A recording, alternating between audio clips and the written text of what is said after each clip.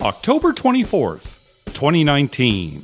From El Cajon, California, this is episode 193 of You Can Bet on That. Hi, everybody. Welcome to You Can Bet on That, a podcast for the recreational gambler. My name is Mark Duvall, and sitting across from me is Dr. Mike. Hello. On the last episode, listener Doug called in talking about the roll-to-win craps machine / real table that they installed at Harrah's Cherokee. It's kind of like the shoot-to-win game, except you actually get to roll dice. And there's a stick man there, who kind of runs the game. My brother was at Harrah's Cherokee yesterday and the day before. Really? Did he see the machine? I don't know. I haven't talked to him. He got home last night at like midnight, my mom said. So I'm going to see him this weekend. Okay. Almost certainly. So I'm going to ask him about that. Well, good. Yeah. Anyway, Doug quite enjoyed it. Oh, and in fact, we met Doug at the summit. He just happened to be in Vegas the same weekend as the summit. So we actually met him on that Friday night at Caesar's Palace. So yeah, he was just there for Friday. He was leaving Saturday morning, I think. Yeah. So it was nice to meet you, Doug. Nice. Anyway, a listener, Mike, and his daughter were playing on the machine there at Harrah's Cherokee, and they had an unfortunate incident happen. So while they were playing, the person rolling the dice rolled an 8. And the way this table works is the stick person then enters the roll into like a keypad or something, right? And then presses a accept button or like a verify button or a are you sure button, right? Yeah. So we're mixing technology with humans. Correct. Oh, boy. I know where this is going. An 8 was rolled, but the stick person accidentally entered a 7, okay?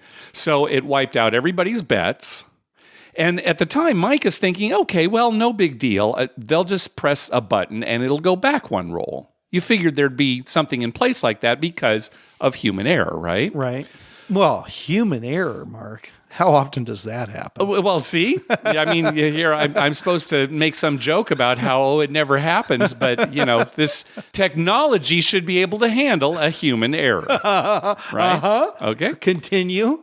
Well, anyway, he said it took about 45 minutes to figure out what to do. Okay. People were being called over to see if they could figure it out. Nobody could. Yeah. Finally, a pit boss comes over and walks around to everybody's screen to see how much they had riding on all their bets. So I guess you can kind of see, what the previous state of all the bets were, right? Okay. So he goes around to some regular table games and picks up real casino chips. Okay. And hands those out to the people to make up for the bets that they lost. That they lost on the 7 out. On the 7 out. What he doesn't do, though, is pay people for winning on the 8, right? Because I'm sure plenty of people had money on the 8. Well, if it was the point, yeah. I don't think it was the point. He didn't say that it was the point. Just 8 was rolled. But, 8 was rolled, right? Yeah, well, some people had some money on it. For sure, and Mike was one of them. But the pit boss said, no, they couldn't figure that out. So they weren't able to, pay that. Well, that might have come into sense, maybe. That's true. Yeah, I didn't even think about that. Yeah, that's true. It could have come down to that. Was betting $1.50 or something. And anyway, sort of a nightmare. No one at the table got any compensation for the error, like, a free drink or a, buffet voucher or anything like that. That would be too nice. But here's the thing. Surely there must be a means in the machine for backing out a roll. I'm not saying that it would be easy necessarily, but this is going to come up a lot, right? This is not the first time and only time that this is going to happen, right? I would think so. Even when you train the dealer, make sure you're entering the correct roll. Yeah. Still, they get into a rhythm and they hit the accept. It's going to happen, right? Oh, it happens every single flippin' roller at Harrah's Southern California Rincon. They announced the wrong roll. They announced the wrong roll. It happens all the time. Yeah. Or they get it right and they say 2-4, and then they push the number 2 card up, and the card that has a 4 on it that actually may not be in the 4 spot. Yes, happens all the flipping time.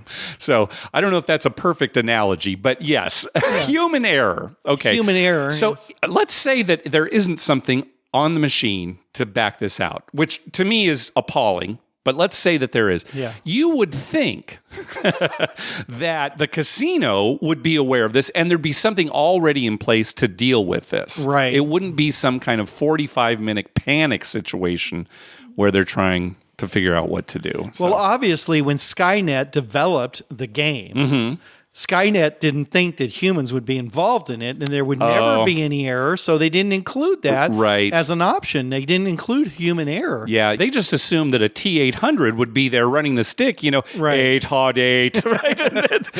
There would never be a problem. Make your bets. Anyway, so left a bad taste in Mike's mouth, and he even said that nobody was really cheering at the table. So he obviously had, aside from this mistake, had a different experience than Doug did. Right. So, well, what would get me is not even that I didn't get paid on the 8, which would kind of stick in my craw, but the time that it must have took to figure it all out and pay everybody, I'd be thinking, oh my God, I could be at the buffet. Well, again, I am anxious to play this, but we do agree this is not going to be the game for you anyway. No. Probably because of the limits and because of the timer that goes pretty quickly. That's something Mike also complained about. So. One day when we do like a 9-hour episode, if you can bet on that, then we can spend 4.5 hours talking about how technology sucks. Okay. And then you can spend 4.5 hours talking about how humans suck. Between the two of us, we got everything covered. We got it all covered. Well, we got an email from another listener named Mike. There are a lot of Mikes. There are a lot of calls from Mikes, a lot of emails from Mikes. So it's not... Mike's the new David. Mike's the new David. Anyway, Mike recently hit 25,000 tier credits under Caesar's rewards. Now, 15,000 tier credits gets you diamond status, but 25,000 gets you into the Laurel lounges for free. When you're a diamond member with fewer than 25,000 tier credits, you'll typically get charged for entering the Laurel lounge. Right, they charge you like $10, and it's got to come off of your reward credits. Yeah, because you get drinks. It's the drinks. It's the free thing. But so 25,000 is where you get into the Laurel Lounge for free. And next year, the 25,000 tier credit mark is going to be called Diamond Plus. Yeah. So that's how you'll know that you can get into the Laurel Lounge for free. Anyway. That's just to make the humans feel good about themselves. Yeah, that's right. Plus. Yeah, you're a plus. Yeah, it wouldn't matter to a machine. No, a machine be plus. Doesn't even make sense. Yeah. So anyway, Mike was wondering what an estimate would be of how much money he lost to get to that 25,000 tier level mark. And he thought this information might be interesting to other listeners as well. Maybe people who don't really keep track of their wins and losses. Right. And think, okay, what theoretically did I get to? Well, there's no way to figure that out, but we can give you a rough estimate. It's 4,200 well drinks. That's it? All 4,200 well drinks? 4,200 well drinks. That you have to buy? No, that's how much you would have lost. You lost... the value of 4,200 well drinks. Okay. Well, let's not just rely on Mike's calculations. Let's actually go through some real math here. Now, first of all, there's so many ways you can calculate this. I mean, really, there's no solid answer. But here, let's just do this. Here's a way that will result in what I think is a low estimate of the theoretical loss that you have when you're earning these tier credits. Okay, let's assume that all you play is 8-5 jacks or better video poker. Right now, 9-6 is full pay jacks or better, but if you play that as Caesar's property, they're going to cut back on how many tier credits you earn. Yeah, you get fewer tier credits. So let's just say 8-5 jacks or better, and when you play that game, you will get 1 tier credit for every $10 coin in. Okay. And that's typical of most video poker that isn't full pay. 1 credit for every $10 coin in. Okay, so that means that for every 5,000 tier credits you earn, you will have played $50,000 coin in, resulting in a loss of around $1,350 because the payback on 8-5 jacks or better is around 97.3% if you play it perfectly. Right. Okay, so we're making a lot of assumptions That's a big here. assumption. Okay, but the bottom line here is that for every $1,350 you lose playing this game, that'll earn you 5,000 tier credits. Okay. 5,000 is what will get you platinum status at Caesar's Rewards. Okay. 15,000 is what gets you diamond status. So to earn that, theoretically, you will lose $4,052. That's for diamond. Okay. To get to this, what's going to be called Diamond Plus, 25,000 tier credits, you will have lost $6,750 approximately. And let's talk about 7 stars, which is 150,000 tier credits. To get to that point, theoretically, playing this way, you will have lost $40,500 approximately. About one bladder full of well drinks. Yes, that's right. One bladder, maybe a T800 bladder. So again, there are so many ways to earn tier credits. So this is more like an academic exercise than anything in reality. Yeah, you're just assuming that, say, somebody only played 8-5 video poker, played it perfectly. Theoretically, this is what and this doesn't take into effect luck or... No, absolutely not. But this is what Caesars as a company is looking at when they're thinking, okay, what makes sense for upping them to the next tier level? Yeah. What kind of play should Caesars they give is thinking, well, if they lose $6,000, we'll give them a well drink. That's right. I don't know. And maybe a show ticket to see Donnie and Marie. Okay. That's funny, the whole well drink thing. We all enjoy that, including myself. But the $6,000 will get you not just a well drink and a show to Donnie and Marie, who are ending their residency, by the way. Yeah. So you might be too late for that anyway. You will also get Diamond Plus status. Nice. Yeah. Which is good if you're a human. It is good. If you're a machine, means nothing. It means nothing. A well drink means nothing to them. Yeah. Okay, so we are back from the summit. Let's talk about the summit finally. So we drove there on that Thursday beforehand and actually hit quite a bit of traffic. Yeah, it was crazy how much traffic we had. We didn't actually leave to your house till about 3 o'clock, so I guess we really shouldn't have been surprised. But we hit it right away, and it wasn't until we got up to the high desert that it really cleared out. So, but we got there about 9 o'clock. I went downtown and talked with Tim and Eric a bit, and we did a recording for The Better Life that's already been released.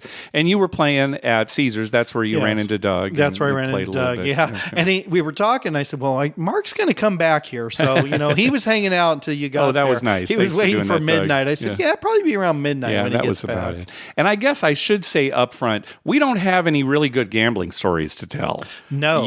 I know one of the listeners was saying, hey, I want to hear a good story. There aren't any. Yeah. I mean, we can say, we won a little here, lost a little here. No, there was nothing. We had a few good runs at Planet Hollywood where we won some money, but that was really the only place where I ended up winning, leaving a table ahead. Yeah.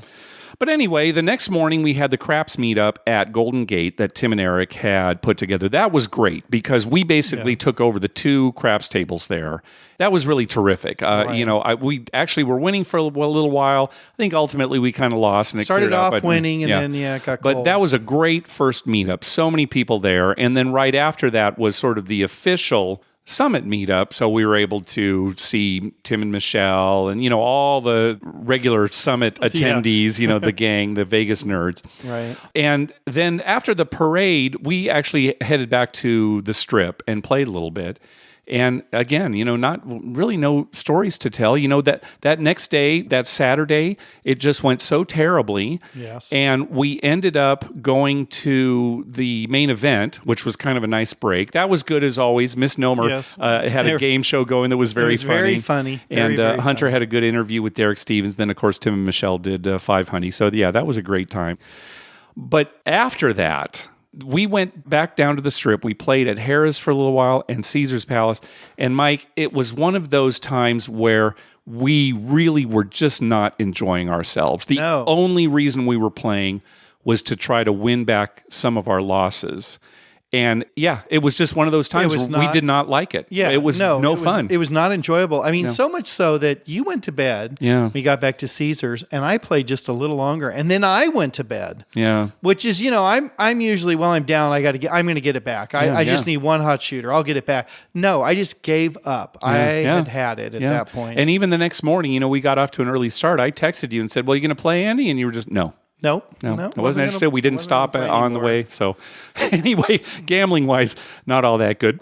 Not to say we didn't have overall an enjoyable time. Oh, yeah, we had a great time. It just kind of ended on a sour note. Ended on a sour note. Anyway. That Saturday was bad. Yeah. Friday wasn't so bad. Even though we lost. Friday was fine. I remember when we woke up Saturday morning, we were both down, but we looked at each other and it was like, oh boy, we're within striking distance here. It was so minimal. It was like, this is nothing. That's the way it went. We did write some things down here we want to talk about. First of all small, tall. You played that the whole time. I don't think you hit an all, did you? Once? No. I hit half of one way or the other. Several times. Something that we thought was really funny. We were playing at Bally's, and they have a $5 minimum on the all small tall, which is not unusual these days. But you mentioned when we were playing there, well, you can bet $1 over at Caesar's Palace. Right. Caesar's Palace lets you put $1 on the all tall, all small. On a $25 minimum table at Caesar's, right? At Bally's, at a $15 table, you can only put $5. $5, right. And, their rationale makes sense. They said, well, with the dollars, it gets so complicated out there. And I understand that. Yes. But why would the Bally's property have that rule and not Caesar's Palace, their flagship, supposedly high-end location? Yeah, it is crazy. Although at Caesar's, I did not see a lot of people betting it. Not like that's at true. Bally's, where there were quite a few more bets on the all tall, all small there. Yeah. Now, where was it? We were somewhere where somebody made the all, but I got there one roll late. Oh, yeah, it was at Golden Gate, and it was Josh. Who had rolled it, right? Josh and we Golden came up, Gate. yeah. Right. Now it rings a bell. Yeah. Josh at Golden Gate. We came up, and he had already had one roll. Right. And it was like an 11. Yeah, right? he had just like started his roll, so you couldn't get on the bet. Yeah, it wasn't even a point established yet, but he had made an 11. They moved it out. He hit them all. Yeah. So that was kind of the way the luck worked. I will say for Bally's, there was a pit boss there. I think it was in the morning. Yes. It was Saturday, so all the college football games were going on. Right. And he was so great and accommodating. And he came over and he said, "Hey, are you guys interested in a specific game? There's already a game on the TV right behind us." And he said, "Is there a game you're particularly interested in? Because I see the one that's behind us here is already on that one over there that you can see." Just a super nice guy. Yeah, he wanted to make sure he was watching two games at the same time. Harry was his name. Yeah, he was great. He was a great pit boss. Yeah. Not just because of that. He was just a good pit boss. Yeah. He was interactive with the players, number one. Mm-hmm. And number two, he was watching everything. Yeah. Mm-hmm. And things were running smoothly. He was on top of that game. Yeah. And we also had good experiences at Planet Hollywood's. Great cruise there. As always, it's Planet Hollywood consistently has good dealers at craps. Mm-hmm. Yeah, by far, engaging. By far of all the places we played over the weekend, we enjoyed ourselves the most at Planet Hollywood. Yeah, and they know the game. Yeah, they sure do. They know the game, and I'm going to talk about later about people who don't know the game. Okay, but at Planet Hollywood, like June and several of the other dealers, they know that game, and it's so quick and so easy and so fast, and I love that. As a seasoned player, I like it to go fast. Right, yes. I mean, I get a lot more out of playing there. Well, since you mentioned that, because I know you want to talk about some of these frustrations, let me play a call that we got from Taylor, who surprised us. We didn't think he was coming. He and Tara, they have this new puppy. Right. But he came over just like for the main event, just that day, and surprised us. We saw him only for a few minutes. Yeah, it was very quick. But let's listen to this call. Hi, Mark and Dr. Mike. This is Taylor from New Mexico. It was great seeing you at the summit. Just wanted to call you before I forgot that. Kind of wanted to hear what you thought of that craft session before the main event at Golden Gate. So there are three things I remember. One was a guy who the stick person passed the dice and anyway, kind of wondering what you thought. Also, on the other side, there was some hoopla about something, and one guy walked off like he stole $10 from me or something like that. And lastly, what did you think of the crew? Was it on average like subpar than usual? They couldn't seem to get Dr. Mike's bets, the come out bets correctly, like every time, even the box person. Anyway, great seeing you guys. We'll see you next time. All right. Great to see you, Taylor. Yeah, that was a nice surprise. Let's talk about the first thing he said. There was this player that was just to the right of the stick. Right. And they accidentally went past him when they were passing the dice, right? It was his turn to roll. Dealer And they just skipped him. They just missed him, right? Yeah. And somebody called attention to it. And, he did. Okay, fine. And then, so they let him roll. But he was pissed. Yeah. Even once they sent the dice to him. Yeah. It was like this affront to him. It was an honest mistake. And this guy was so angry. He was angry because they had missed him. And the funny thing is, he did not have a good roll. No, it was like an immediate. He established a point and immediately 7 down. Thanks. I was thinking, you bitched about that? Well, he probably blamed it on them skipping him. Well, that's because you did that. Right. Now, the second thing, I don't know that I saw this. Do you know what he's talking about, Taylor? No. When he said that, I don't remember that. Hoopla on the other side of the table. that one we must have missed, Taylor. So I don't think we might have been talking. Yeah, it could have been. But yeah, talk about your bets on the come out. Yes. So I make a world bet on the come out, and I mainly do it because I make a two-way, 25 for me and 5 for the dealers. And it's my way of always having a tip for the dealers. Right. So if it's an immediate out and we don't win anything, they at least had a chance on the come out. So you're making a world bet, but you're also making quite a few more prop bets. I'm also making a bet on 7. So a 3-way bet on 7. And sometimes I have, a horn high ace deuce, or sometimes I just have ace deuce and high low. Right. I just want to paint the picture. You don't only have a world bet out there, but okay, go ahead. But what happened is, and this kept happening, 7 would be rolled on the come out. So my 7 bet wins. The world bet is a push. Yeah, anytime a 7 comes up, the world bet is a push. Because it's a 5 bets. It's a 2, a 3, 11, 12, and a 7. Right. And the 7 pays 4 to 1. So, I lose 4 bets, but I win 4 with the 7. So it's a push. It's a wash. Right. The other bets, you actually make some money. Yeah, you have to figure that out. But anytime a 7 comes up, the world bet is a push. Yes. And every single time, I am not exaggerating here, Mark. No, you're not, Mike. You're not. Every single time 7 would come up, they would subtract all my bets and the world out of it. Yep. And I'd say, no, that's not right. The world's a push. You can take away the other $20 or whatever, but the world's a push. That $30 is a push. And Mark, it would happen when someone rolled 2 7s in a row. They do it on the second one. Mike is not exaggerating. Mike was screaming into the center, the world is a push. And then at one point, the pit boss did it because he's like, okay, well, let's get this right. And he took the world out. Yeah. And I was thinking, how you're a professional, supposedly, right? And I mean, I know maybe they don't get the action there. Maybe they don't get a lot of people betting the world. That's fine. But after a few times. You can screw up once, twice. I'll be patient, but every single time. And we were there for like an hour and a half, and they never got it right. Yeah. And it was such a shame because it was you, me, Eric Rosenthal, Tim Lawson, Taylor. We were all in a row. Right. It was like the perfect situation. We're all there to play craps. And this was going. It was really a shame. It's a big cluster. Every time 7 was rolled on the come out. And they weren't the greatest crew. No, it was disappointing. We always talk about how Golden Gate is a great place to play, but this was particularly bad. Yes, this wasn't a crew. Yeah. And I don't want to sound like I'm putting anybody down because God knows we all make mistakes. Yeah. It's part of life. Yeah. But, you've got to at least do your job adequately.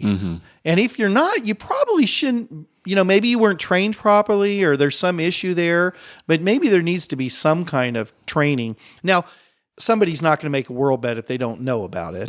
But if they happen to, if they saw someone else do it, I'm going to try one of those, and they didn't know, they would have lost every time on that 7, right?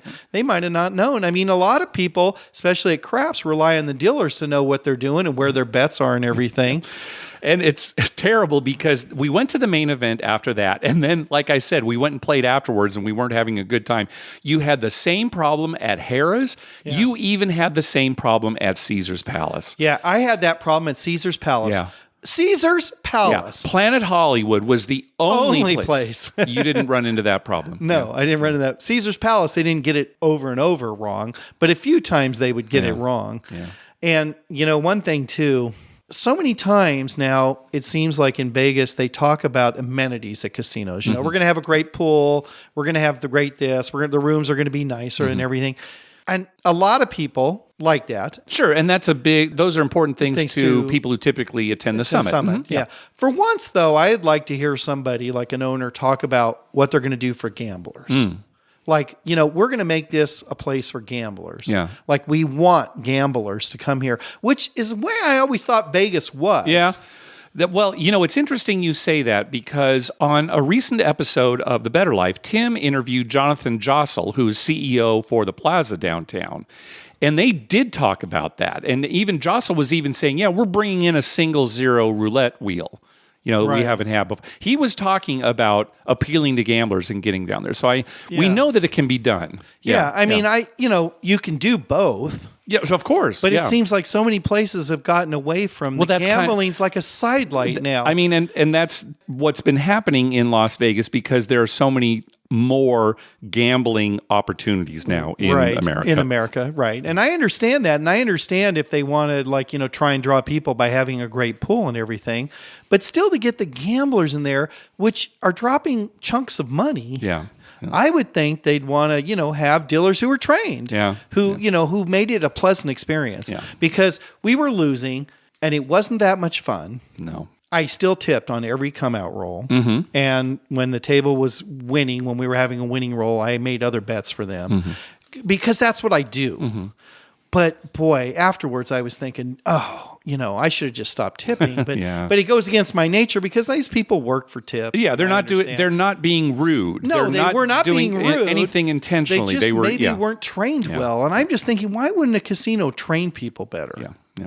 I mean, if I owned a casino and it was my money that was being shelled out, I'd train them good because number one, I don't want to rip myself off. Right. Number two, I don't want to rip the customer off. Yeah. That's worse than ripping yourself off because then the customer finds out and never comes back. You lose a customer. It's more important that they keep coming back than I make money. So I would make sure my dealers were all trained good. Yeah.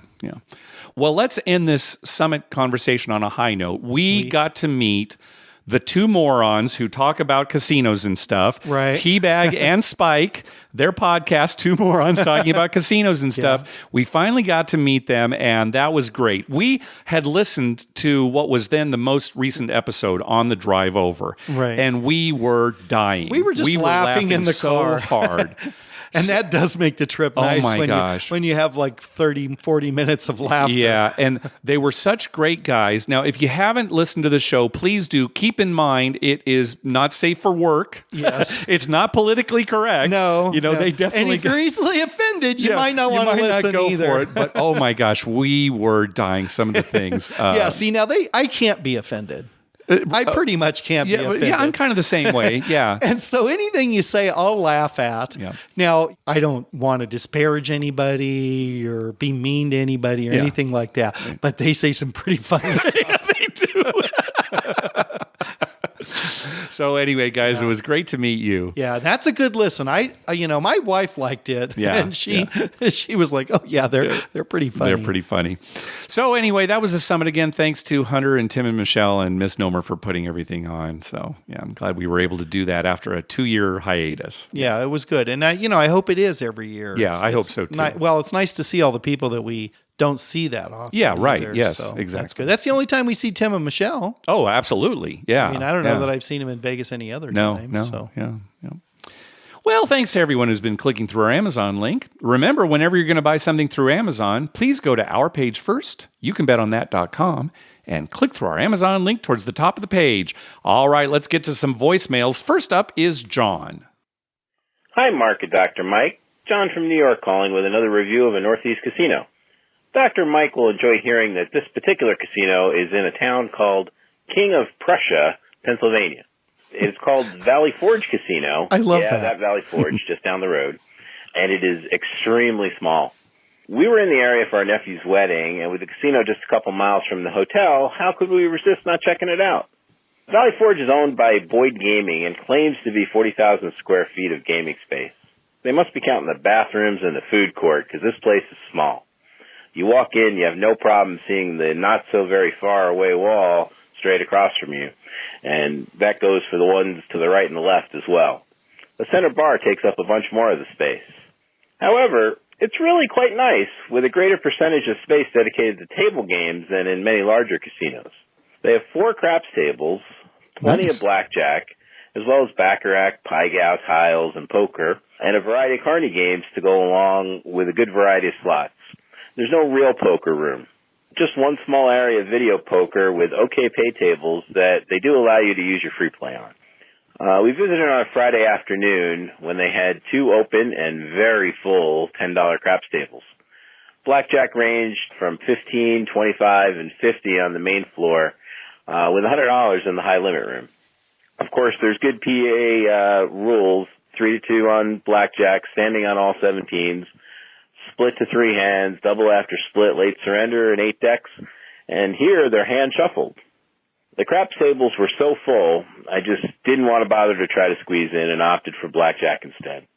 The dealers were all very friendly and competent. At one point, a quirky young gentleman was playing at my table who was routinely taking quite a while to make his decisions. On one particular hand, he had 6-4 versus a dealer face card. He wanted to double, but he wasn't sure, so he slowly, methodically pulls a very tattered basic strategy card out of his pocket and unfolds it. After looking up his answer and talking to no one in particular, he says rather dejectedly, "It's just a hit," and then proceeds to double anyway. Sadly for him, he pulls a 5, and the dealer has another face card down for a 20. I end up covering my wife's losses with my BJ win, so all's good. Our visit here was quite nice, and if you're in the area for a few hours to kill, we definitely recommend Valley Forge Casino, though we certainly wouldn't make a special trip just to come here. Mark, Dr. Mike, thanks for everything you do, and we'll give you another call if we hit another casino. Thanks. We all know people like that who, the guy who pulled the basic Card strategy out of his pocket. It's like he knows what he wants to do. Yeah. Now he just wants some sort of verification that that's the correct move. And no matter what he finds out, he's still going to do what he wanted to do. He just would have been a lot happier if it had been. He knows the right thing to do, but he's going to do what he wants anyway. Yes, I may know somebody else like that. Yeah. That is one good thing about Pennsylvania. All the casinos have to follow the same blackjack rules. So you're not going to see 6 to 5 there, or, That's any nice. of those things. Yeah. So that is one nice thing about the Pennsylvania rules. Well, I love King of Prussia. You like that? Yeah. How many cities are 3 words? Well, is that a rhetorical question? No, not rhetorical, but just interesting. All right, let me just hit pause here and then I'll look it up on the internet. Yeah. Around the world. Anytime I get a question like that from Mike is, do you really want to know the number? Yeah, maybe some person out there actually knows. Well, if you take the entire world. Well, you think of all those towns in England. Right. It's like bourgeois on Thames, right? Yeah. Right. England, they probably. Yeah, in America, there's not too many. Not as much, yeah, in America, yeah. And it's Valley Forge is in King of Prussia, Pennsylvania. It's real close there, yeah. Yeah, so this is probably a place I'd like to visit. Okay. I mean, with that much gaming and 4 craps tables, I'd probably go to this 4 craps tables for a small casino, that's pretty good. That's great. Yeah. And, as far as counting the bathrooms and the food eating areas as square footage, they should. It's a gamble. Okay. I mean, anytime I'm in the bathroom or the buffet, I figure I'm gambling. Okay. Since you said that, I do want to talk about something that happened this summit I forgot about. We ate at the D Grill, and we were going to play Keno. Yes. And, the Keno boards were up there, and we filled out Keno cards, and people kept coming by. Oh, should I send the Keno runner over? The busboy asked us, the waiter asked us, some other person just walked by. Oh, you need the Keno runner? Yeah. Oh, I'll send him over. Yeah, nobody ever came. Nobody ever came. We wanted to play Keno, we couldn't. No, nobody ever came. And the funny thing is, the Keno board kept changing. Sure, there were games going on. Yeah, no, they blackballed us from Keno. Yeah, they sure did. Evidently, they've heard of my Keno strategy. Yeah, so, when we left, we threw our Keno cards on the floor and we didn't tip the waiter. So yeah. I may not be an advantage player, but when it comes to Keno, I definitely have the advantage. Yeah, and just to make it clear, we tipped the waiter. Yes. So, he was a great guy. Yeah, he was. He used to live in San Diego. He used to live in San Diego. He even told us, he said, I may never leave your table, because he wanted to find out what's going on in San Diego. Changed, how things had changed. Yeah, he noticed because we were wearing those Padre hats that we wore in honor of Al from San Diego. So Right. All right, next call. Hey, Mark and Dr. Mike. This is Dane from Chicago. I've been listening to the podcast for about a month or so now, and I love the stories and jokes that get cracked every episode, and they really brighten my work week driving Uber every day, which can be pretty monotonous with all this Chicagoland traffic. Had a story I'd share with you guys, as well as a strategy I haven't heard you guys mention about using your slot free play on the video poker machines. I'll start with that. We've got video roulette by us, and I know you won't get maybe the wins that you would get playing video poker, but if you were to place every number on the table, including the zeros, seems like you'd come out with about $473 of guaranteed money as opposed to risking it on the video poker. So I don't know, just maybe throwing that strategy out there. Now, on to this hilarious story. There's a guy that has started coming to the Aurora Hollywood Casino. He calls himself the Craps God. Well, I saw him throw the first couple times that I went, and he seemed to just be throwing the dice all over the place. They'd bounce off the table 3 or 4 times in a row, just trucking them down there, not really even trying to control him, it seemed like. One day I actually went up and stood next to him and didn't really talk with him much. He doesn't really talk much. I always play the fire bet, and seeing as how crazy of a roller he was, I decided not to with him. Unfortunately, that time he did end up making 5 points, which would have been a nice payout considering I'm a low roller, but still was able to make some money off of him roll that time. Came back about a month or so later, and it was during the week, maybe 3 or 4 o'clock in the afternoon. Not a super busy time for the craps table there, but when I walked up, the table was packed. He had a huge crowd of people around him, and as goofy as it was, had a bunch of red chips in front of him. It's probably anywhere from 80 to 100 in his rack. And upon me walking up, he put all of it in a huge stack on the come bet, and the dealers rolled their eyes. He does not play with any $25, $100, $500 chips, so all he would put out there were his red chips. One humongous tower in the middle of the table. He threw a 5. His bet had to be then slid from the come all the way over to the 5. And lo and behold, rolled a 5 on the very next throw and demanded that the dealers pay him in red chips, at which point they had to slide his pile back towards him, stacked another huge tower of red chips next to it, and pushed it all back to him. I thought that was probably one of the most crazy things I've seen at the dice table, so I figured I'd share that with you guys. Keep up the good work. Hopefully I'll see you around the Chicago area soon. Bye. The Craps God. The Craps God. Self-anointed, I assume. We've seen people like that who insist on being paid a certain way. Yeah. And sometimes it's fine if it's, okay, a stack of green, you want to get paid that way. But a big stack of red and insisting on it. And I don't know. Everybody enjoys themselves in their own way. But I got 2 things to say about all that. right. Number one, remember that lady at Harris Rincon? We haven't seen her in a long time. That would put her chips in the field. Mm-hmm. And it wasn't that it was a big stack or anything. It's just they had to be arranged a certain way. Leaning a little bit. Leaning a little bit or just off a little or something. And if the dealer straightened them out, she would have a fit. Oh, she'd go ballistic. Yeah. Yep. Like, or if they touched him in any way. Yeah, like you just jinxed me. Yep. And the dealers, the ones, especially the ones who like a nice clean layout, they're always adjusting everything. And, oh my God. I remember her. We used to get a kick out of just watching her get upset. Yeah. Yep.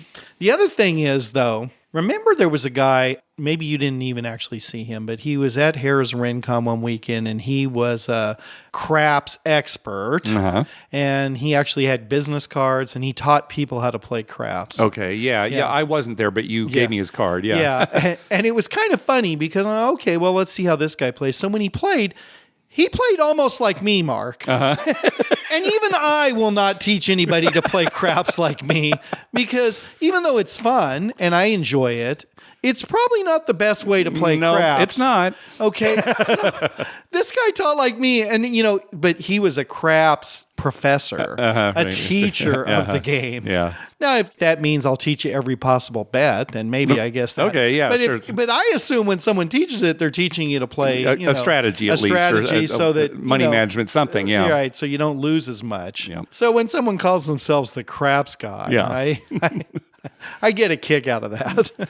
And then getting back to what Dane was saying about making all the bets on a roulette table, I don't remember if we talked about it on the show, but I know we talked about it at least between the two of us. We have. As a way, it's a way to guarantee that you're going to get some money back. Right. It's not the best way to play your free play in the long run. Right. But if for some reason you wanted to, it would certainly guarantee you a payout if you could do it. If the machine would let you do it, or if you were at a real table and they let you do it. Yeah. So you're probably more likely to be able to do it on a machine, but I don't know. Right. Yeah. Some places have a problem with that on a real table. You're putting $5 on every bet. Right. Especially with free play, because that's pretty obvious what you're doing. Yes. Right. Yeah. Especially if you just do all your free play and then don't do anything else. Right. All right. Next up is Jason. Hey, gentlemen. It's Jason from Michigan. I'm a regular listener, and a avid gambler. Me and my wife are coming up on our 25th wedding anniversary, and we both love to gamble. We've been going up to Vegas twice a year for about 20 years in a row, but we want to do something different. I wondered if anything you guys could recommend. I live in Michigan. We want to head out to the West Coast area, looking to do maybe a spa-type place with some hiking, some other activities, but also have a very nice casino within the vicinity or stay at the property that would offer all those amenities. Now, I know you gentlemen are out that way. I wonder if you could recommend any properties that we could do that, and look forward to hearing your answer. Thanks. Have a great day. I would recommend Sequan. And Mike, I don't know that you have here been in there. San Diego, right? I can only speak for places that I've been, Okay. But I don't know if you've been since the remodel, which has been a while. But it is a beautiful facility. Right. Has everything you would need. It's out where there's plenty of hiking. There's all sorts of things to do out there. When we went recently, my wife even said, wow, I'd kind of like to come out here and just stay a weekend. Yeah. Like kind of a staycation. So that would be my recommendation. Sequan Casino Resort, which is here in the San Diego area. Yeah, there's also casinos in Palm Springs. Oh, that's true too. And so if you really want, a lot of stuff to do, I mean, you were looking for a spa retreat and stuff, Palm Springs. That's true. Yeah, there are a lot of casinos in that area. You have the that's casino, another good suggestion. you have they all have spas and stuff. Mm-hmm. There's tons of places to go. Go up the top of San Jac.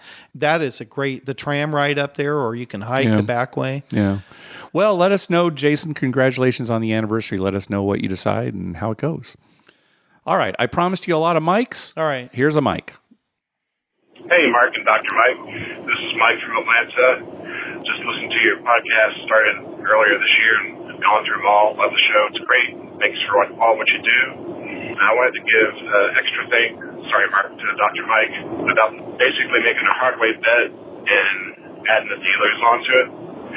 So this weekend I went to Cherokee and Murphy, and within 24 hours, I at least made $600 for the dealers and tips. Doing a $10 hard way with a $2 piggyback, and I made 3 of those bets where I parlayed and made $900 and made $200 each for the dealers.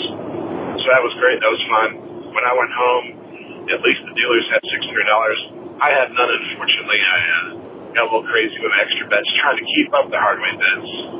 So I know Mark's happy about that, but. Anyway, it's great fun. The dealers really enjoyed it, got into the game more, made the night go by. It was fun. And again, thank you for all you do for the show. I appreciate it. Thanks again. Well, I don't know if I'm happy about that, but I've certainly seen that happen. Yeah, was that me who called it? Was that me?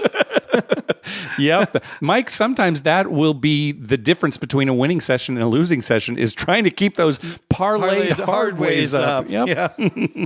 But I love it when the dealers hit them. Yeah, it is and nice. you're sitting there and you're like, oh, I broke you. But the dealers took home $1,500. Yeah, that's all right. that's not bad. All right, next call. Hey, Mark, Dr. Mike. It's Neil from Riverside. I just thought it was funny because the phone number is 951-2-WAGERS. And since I'm from Riverside, all I ever have to do is spell 2 wagers. Oh, yeah. Our voicemail hotline, I just tried to find a number that had something to do with gambling in it. That's how I came up with the 2 wagers. And that 951 area code, yeah, it's actually the number I think is associated with Hemet, California, which is north of here in Riverside County. So, yeah, it's not that area code's not close to where we live. It's like, 100 miles away. That's just where we do our business. Yeah, right, exactly. Cool. Just wanted to give you a short trip report. My wife and I spent this Columbus Day going to first Pechanga, staying there and having a great time. I am a unabashed low roller. I loved when Adam was doing the Vegas fanboy cast because he was all about, long live the red chip. And so I'm kind of that player too. Yeah, why did Adam stop that podcast? Yeah. He really let a lot of people down by converting the travel fanboy. Right. What a shame. Yeah, it's a shame. What a terrible shame. All right, back to the call. But then we also went to Paula, and we didn't know what it was going to be like, but they gave us $35 in food credit and $20 in free play for signing up for their Players Club. We saw on their website that they diligently always have a $5 table on virtually every game that they offer. So we indeed played $5 blackjack, and we found a $5 craps table. My wife used her non-negotiable chips to play for about 45 minutes without playing any of her own money except for tipping the dealers. She kept winning and winning and winning and came up $100 off of her 4 $5 chips. It was a continuous shuffler machine. Because of that, it was 3-2 blackjack. They let us not only split aces, but re-split aces up to 4 times. And then you can surrender before you hit. And the craps table was great, $5. Had the fire bet, 5 times odds, had hot bets on the layout, double for 2s in the field, triple for 12s in the field. So kind of everything I'm looking for. Just a really slow table. Maybe it was because the table was packed. The dealers were very sure of themselves and knew what they were doing. But yeah, the table was very slow, which was great because my wife likes to pay attention, and if it's moving fast, she kind of loses place and that kind of stuff. So overall, it was a great trip for a little Columbus Day getaway, and we had a great time in the north. All right, thank you guys so much for what you do. Bye. Oh, good. Some love for Paula. The location, it's just people coming from the south, they stop at Harrah's. Right. People coming from the north, they stop at Pechanga. It's kind of an unfortunate location, so it's nice to see them getting some love. Paula's a good place. I don't know why we don't play there more. Well, because they don't offer us a lot. And it's just a little bit further than Harrah's, and we get a lot from Harrah's. That's really the bottom line. We should go there again sometime. We know some dealers who have gone over there. Who work there now. Yeah, we should visit them. Yeah. All right, next up is Jeff. Hey guys, it's Jeff from Los Angeles, and I wanted to pick your brains on what you think about MGM selling Circus Circus, especially for the amount that they sold it for. It's like $825 million. That is shocking to me. A week ago, if you would have said, do you think they would sell it or demolish it in a year, I would have went with demolishing the place. To me, that's a really low-end casino and a horrible location on the Strip. I'm shocked that it's being sold for that amount of money. I guess it's that Phil Ruffin who's buying it.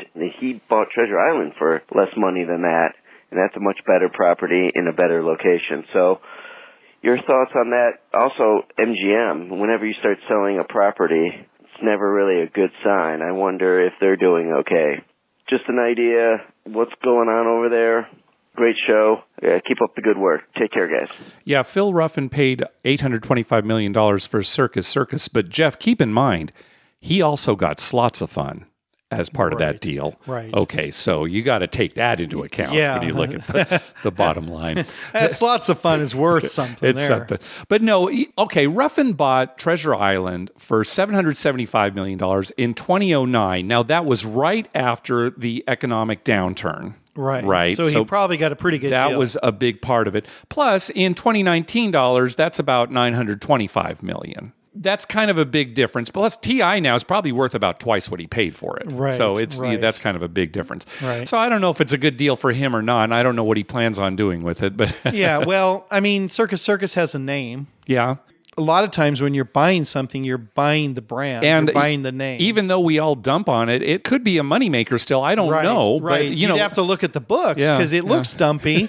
And, it's not a place we'd want to stay at. But I bet you that place makes some money. And as far as MGM getting rid of it, I don't think that really is any indication of how they're doing, although we don't really follow the business side too well. But they had kind of always kept Circus Circus separate. It even had a separate players club. It wasn't part of M Life, right? So, I don't know. It's almost like they never really accepted it as one of their properties. Yeah, it's your sister you don't want to acknowledge you got.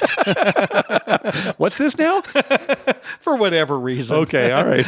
Hey, you know what Circus Circus has is they have that RV parking lot. Yes, they do. And a lot of people took advantage of that. Like people who were like, say you're going to Utah or something, you stop in Vegas, they'd spin there. You got the hookups and the toilet issue there, which is gambling. It's always a gamble. It's always a gamble. All right. Next up, our buddy Marty. Mark and Dr. Mike. Hey, Marty from Reno. Just want to say thanks, guys. Met you guys last weekend at the summit. Played a little bit with you guys over at Bally's and Planet Hollywood. Had a good time. Mark, great role, buddy. And I just want to say how much I appreciate meeting you guys. And hope we can do it again soon. Thanks again. Love the show. Yeah, finally met Marty. We had a great session at Planet Hollywood. We had a great session with Marty at Planet, and yeah. we did pretty good at Bally's too. Yeah. It was I think I won a little there. Yeah, I made a big comeback there. Yes, that's what it was. I was down quite a bit, and then Marty came and the table heated up. Yeah. They must do something special for Marty. They must turn. They knew Marty. Yeah, they must turn those tables up. They knew Marty. Turn the flames up on those tables because we were doing pretty well. Yeah. But it was very nice to meet Marty. Yes. And he's a true gambler. Well, and hopefully we'll see him again. Maybe we'll get up to Reno sometime. Yes. Too. Well, I definitely will. I plan on going sooner than later. Yeah. Good. All right. Another Mike. Hey, how's it going, Mark and Dr. Mike? This is Mike and Angie calling from Southern California. We met you guys down at Harris SoCal at the beginning of September and played craps with you. It was my first time at the table. I was able to, the dice were pretty cold, so I wasn't able to do much, but ended up going back down to Paula Casino just this past weekend, and things went a lot differently. The tables were great. They had $5 table on Friday night, 2 tables there. One was 5, one was 10. Saturday and Sunday, they were, $10 tables, which is definitely within my bankroll. And my wife played craps for the first time. She had a great time. The dealers were fantastic. If I could just name a few that I remember, there was Da Vinci, Martine, Savo. They were training him on the stick. And then there was also Todd. There was several more, but I don't really remember their names. But absolutely fantastic, great experience. Friday night, I was able to turn a $300 bankroll into $1,000. I was playing pretty conservatively at first, the way Mark plays and the way he suggested, with pass line full odds, a couple come bets, maybe placing a few numbers once I started winning. And then I remembered something that Mike told me when the three of us played at Harrah's. And Mark, you were on a fairly good roll there. You rolled for about a half hour. And at some point, Dr. Mike said, I don't want to tell you exactly how to play, but you might consider pressing your bets now. And his voice clicked in my head that Friday night, and I started pressing my bets. I was making some hard bets. Those hit. I parlayed them. One of them hit again, and was able to cash out $1,000 on Friday night. So it was a great experience. Thank you so much for the podcast. It's been a lot of fun listening to you guys. I'm looking forward to the next episode now that I'm completely caught up. And hopefully we can see you guys again down at Harris SoCal. All right. Thanks. Well, congratulations, Mike, and congratulations to you, Dr. Mike, for apparently giving him good advice. Well, you know what, Mark, and I mean this in all seriousness. All right. We joke around a lot, but I remember saying that to him because you were on a good roll. Yeah. He was still making the same bets, and I'm like, well, I don't want to, change. Because usually I'll say that and then it's you weren't insisting. No, but you weren't being snide about it. It wasn't like, you might think about pressing your bet. No, you weren't like that. It's just life. You have to know when to hit the gas and when to hit the brake. Okay. That's a secret to life. Well, I'm letting it out right now. All right, so good. Everyone knows, secret to life, know when to hit the gas, know when to hit the brake. Okay. And, sometimes it doesn't work. Yep. Sometimes you end up in the dry cleaner's window. but sometimes it's good to hit that gas a little bit. All right. Other times we got another T-shirt idea. When are we going to get these T-shirts out? It's never going to happen. What is he going to say? Sometimes you end in the dry cleaner's window. That's it. Hey, another great review from Paula. Yeah, I guess we better go. We should go. 2 in 1 episode. Especially if we're going to have all Paula talk at one episode. Yeah, there will be. All right. Next up is Brandon. Hey, Mark and Dr. Mike. Brandon here from Colorado. I just wanted to pass along something that I was listening to a couple of podcasts ago. You had a caller talk about $5 craps at Excalibur. That is kind of my go-to place when I want to play low-limit craps. I've never not seen $5 craps there. And the dealers are really friendly. They have a great time. They always try to keep the table lively. They do keep good track of your bets. And it seems like they really want to help out the new players with, what type of bets to make. And it's just a really good time when I want to play lower limit craps. Not my cup of tea for a hotel, but certainly a fun place to play. And then the second thing that you talked about, I think this was on the same podcast, was getting the table limit lowered if nobody's playing or the limit's too high for your bankroll. This was about a year and a half ago. I was walking through Mandalay, and they had a full crew around a table, and it was $15, and the table was empty. I walked by, and I said, hey, would you guys consider lowering it to 10? And, a couple nods and stares, and they said, yep, we'll lower it to 10 for you. So I bought in, did really well, won a few $100, and I made sure to tip the crew really, really well because I figured they're providing me my form of entertainment right now. They did a favor for me, so I'm going to make sure to compensate them well. And I think that's kind of an important lesson regardless is win or lose, make sure that the dealers are getting theirs, because they provided you a good time. Make sure you provide them a good time. So anyway, that's all I got. Thanks, guys. Hope you're doing well. Take care.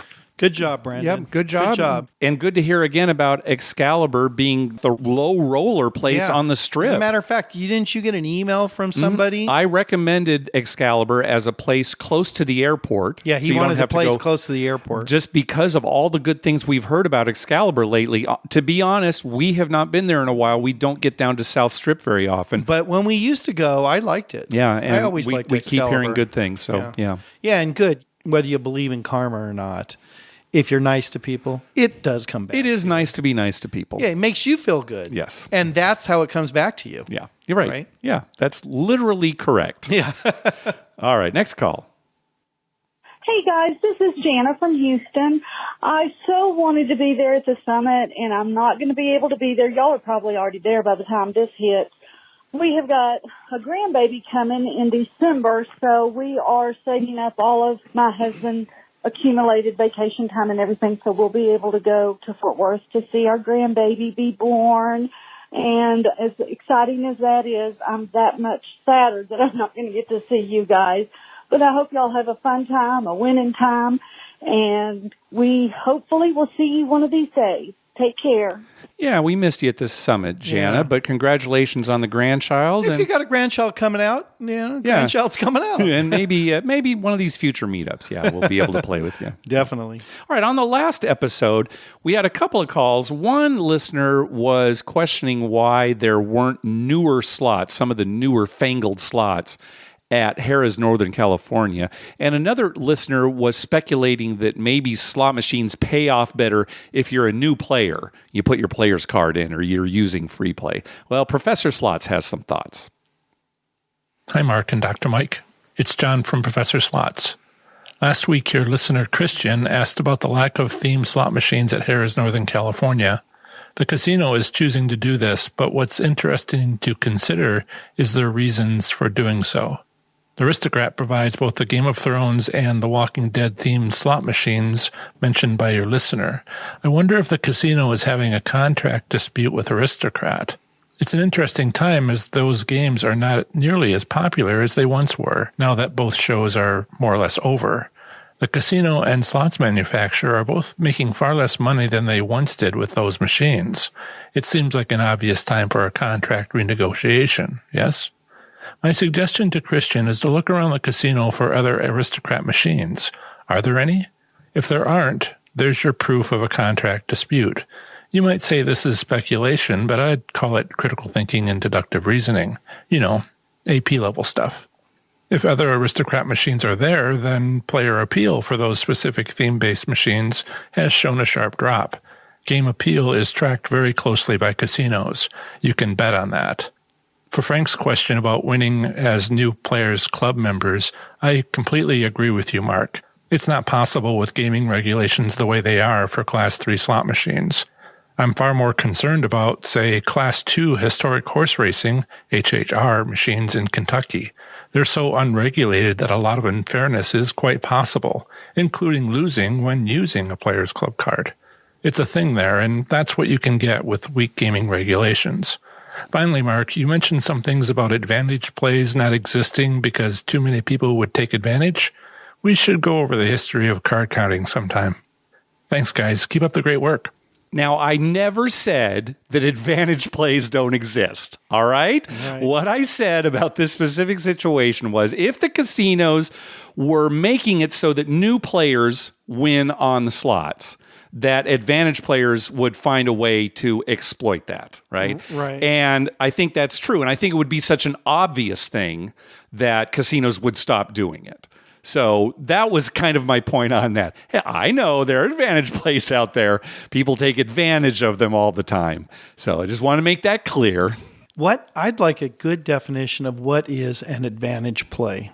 All right, well, I'll give you a simple one. Okay. An advantage play is a play where you statistically have the edge in a wager. Okay, so not a lower advantage by the casino, but you actually have you actually have the edge. Mm-hmm. See, that's what I want clarified. Yeah. So if you actually have an edge, you can make a living at that. Yes, that would be an advantage play. And there are people out there making a living at it through many means. Some are obvious means like poker, maybe not so obvious like playing video poker with a small house edge, but then taking advantage of free play and comps and things like that. Right. And, there are myriad other things too. So, yeah.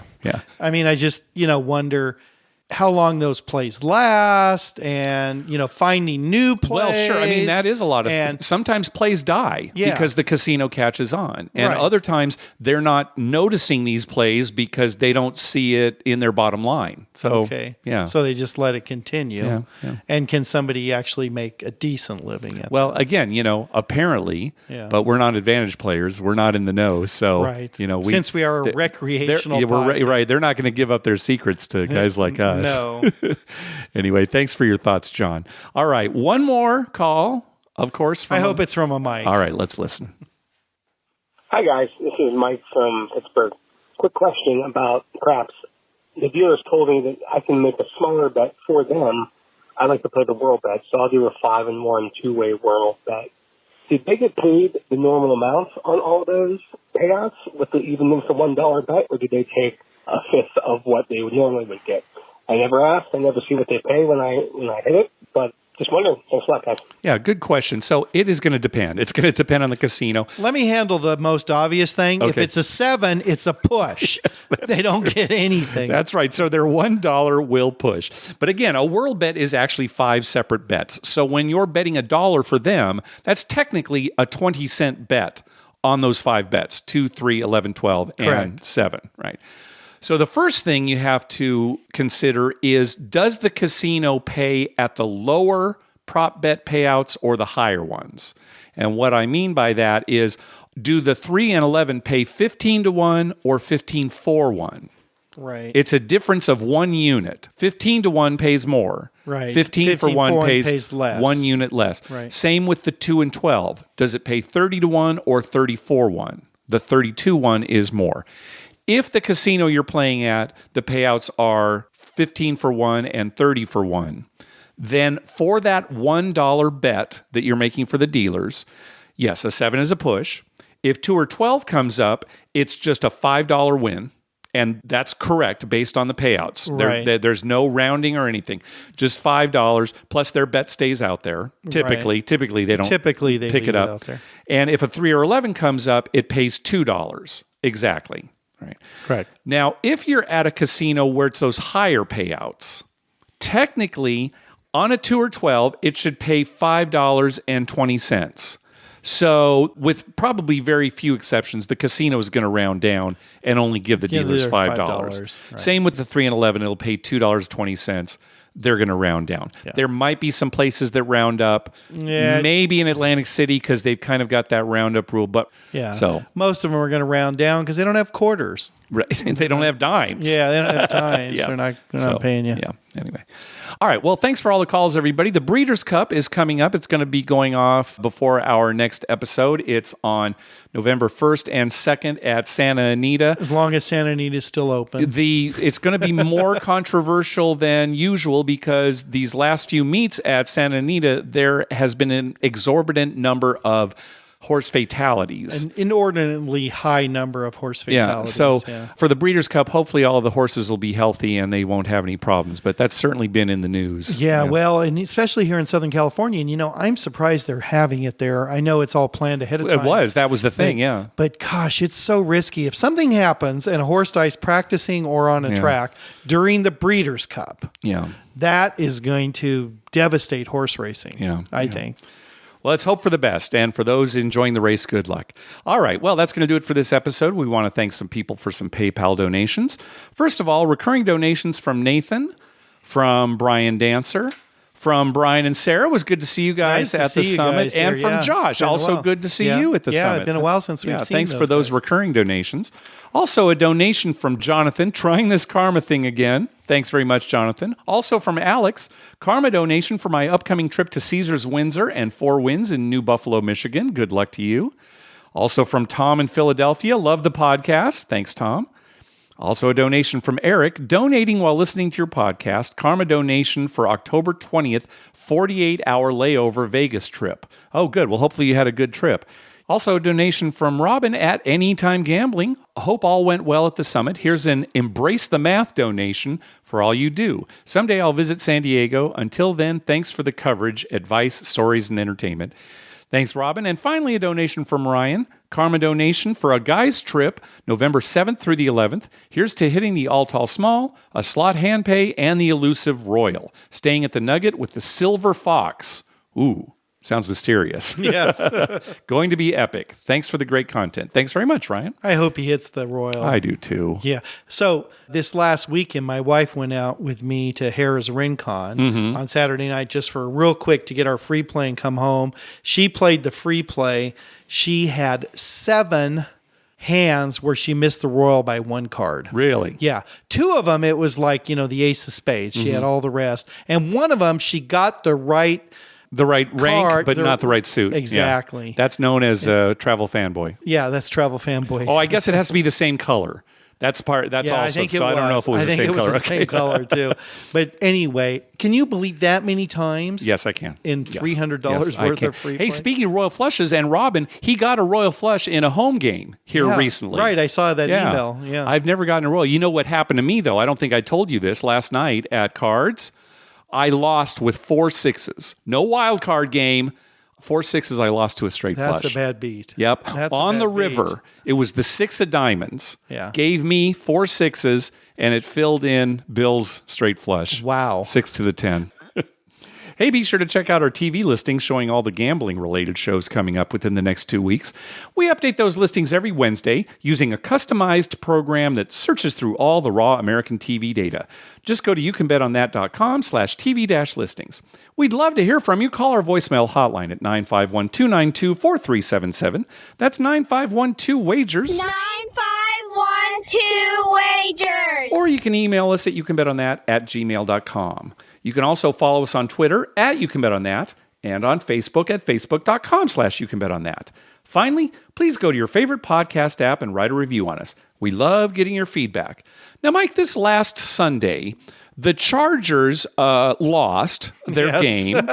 And it was the kind of thing where if it had happened to any other team, your jaw would have hit the floor and you would think, that is incredible. How could that possibly have happened? But it was the Chargers. I was like, oh, yeah, whatever. Yeah. That was the most miserable end to a game. I am 60 years old and I've watched a lot of football and I have never seen a game that was more miserable. I mean, even if you're not a fan of either of those two teams, you got to think to yourself, what the hell went on? It was absolutely ridiculous. Now, Mike, the week before, when they were playing Pittsburgh in L.A., when the stadium was full of Pittsburgh fans, I wrote to you and I said, Mike, you got to dump this team. Yep. And what did you say to me? I said done. You said done. Yeah. So that they're done? So I am through with this. I'm sorry. Diego Chargers. I talked over you. Please say that again. I am through with the San Diego Chargers. Good for you. I love football, and I will watch a lot of Charger games because they're on TV here, number one. Yeah, right. And number two, I watch all the football games. I mean, I just don't watch them. You know, I watch every game, college and pro, as many as I can see. But that was pathetic. That was the most pathetic showing by a professional team I've ever seen. And I'm a Padre fan. Okay? Wow. No, I'll tell you, during that Pittsburgh game, I've been, like I said, indifferent to the Chargers. Sometimes I'm rooting for them, sometimes against them. But during that Pittsburgh game, I was angry. Yes. I was angry. Like, what are they doing in L.A.? Nobody wants them up there. Right. You know, it's just absolutely terrible. It's a terrible situation. Nobody is winning in this situation. It's just awful. No, that's the thing. Nobody is winning because the seats are full of the opposing team all the time. If they're even full, half the time you look and it only seats 30,000 and it looks like there's like 18,000 people there. Yeah. It's ridiculous. Yeah. And if I was a player on the Chargers, I'd be really upset just because I'd be thinking, I'm supposed to be in the NFL. I thought I was done with college. Yeah, right. I mean, and a small college. I mean, seriously, you watch an Alabama game. Well, come on. And you see, I mean, there's like 150,000 people going crazy. Yeah. I watched a game. I can't remember now. It was a college game this last weekend. And they introduced the teams. The teams ran on the field. One team is dancing. The home team's like dancing and doing their little thing. The other team's dancing. And they pan the stands and people are just going back and forth with their hands and standing up and screaming and waving. And I'm thinking, why doesn't this happen in the NFL? Yeah, it's true. There is a difference. There's a big difference. There's a huge difference. It doesn't happen in the NFL as far as fans anywhere. go. Yeah. And the fans are so passionate and so excited about the game. And it's like, oh, the NFL. You know? Yeah. I mean, I'm kind of through with the Chargers. Well, I am through with the Chargers, but I'm kind of through with the NFL too. Even though I love football, I can't stop watching. You're going to keep watching it, sure. Oh, I'm going to keep watching it because I love football. All right. But God, oh my God, it's terrible. Yeah. All right. Well, let's end on a high note here. Well, the high note is I want to say that thanks again to Hunter and the other people who were involved in putting on the summit because did an excellent job. It's a lot of work. As usual, it's a ton of work. It's a ton of work. And he probably doesn't get nearly enough credit for that. And, you know, it was nice to see everybody that we don't get to see very often. Yeah, very much so. So we're always happy to see people that we know and, you know, we think about you.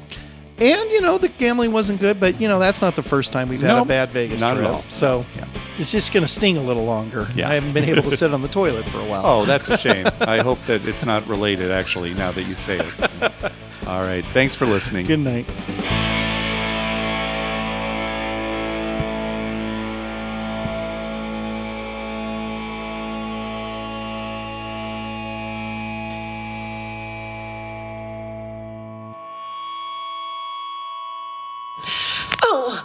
Oh, sweet mother, I love you, Dr. Mike.